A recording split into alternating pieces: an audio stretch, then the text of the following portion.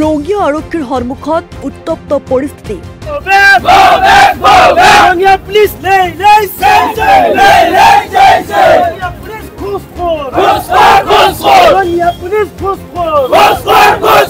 ৰঙিয়া আৰক্ষী হাই হাই শ্লোগানেৰে উত্তাল ৰঙিয়াৰ ৰাজপথ ন্যায় বিচাৰি ৰঙিয়া থানাৰ ৰোড ব্লক কৰিছে ৰঙিয়াৰ দক্ষিণ বৰদলৰ এইসকল লোকে।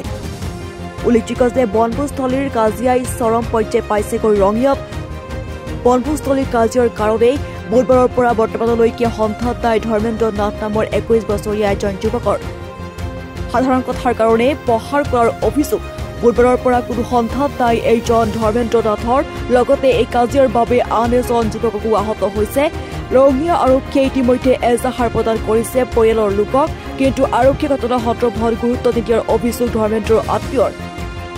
খৈৰাবাৰীৰ মালধাৰপাৰাৰ আশ্ৰমত বনভোজ খাবলৈ গৈ এই অঘটন সংঘটিত হয়।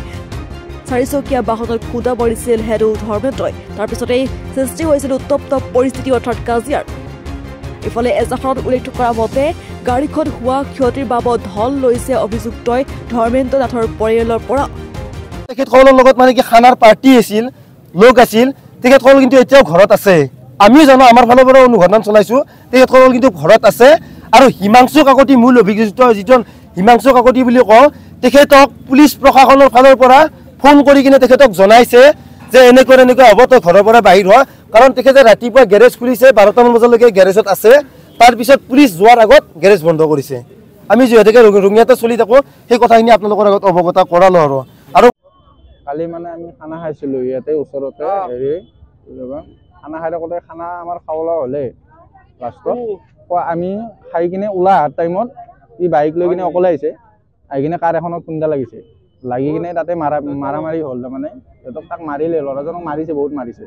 মই নিজে আছোঁ, যেতিয়া মই বচাব গৈছোঁ তাক মোকো মাৰিছে। মোক এইবিলাকতো মাৰি কিনে এইবিলাক ফাটাই দিছে, এইবিলাকত মাৰিছে, মাথা চাথা এইবিলাকতো মাৰিছে। এইবিলাক ওচৰত এইফালে পিছ চাইডে মাৰিছে, য'ত দেখাব নোৱাৰি, এইবিলাকতো বেয়াকৈ মাৰিছে। আৰু ইয়াকো মাৰিছে, বহুত মাৰিছে তাকো।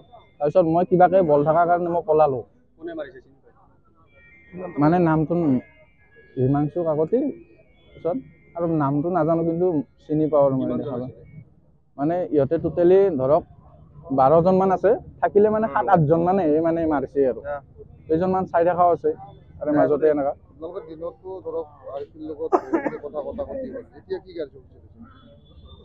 মানে পুলিচৰ লগত কথা পাতিলোঁ, মানে ষ্টেটমেণ্ট ল'লে মোৰো। এতিয়া একো মানে কি ন্যায় হোৱা নাই এই কথাটোক লৈ। পুলিচে একো না কিবা এটা কৰিছে, আমাক ধৰণা দিছোঁ আমি, আমাক ল'ৰাজন লাগে এতিয়া, বেলেগ একো নাই। ব্লক কৰিছে। ৰঙিয়াৰ পৰা আবুল কালামৰ প্ৰতিবেদন। মহানগৰীত উৎকৃষ্ট hotel the villa, Adarshpur Berlin number 1।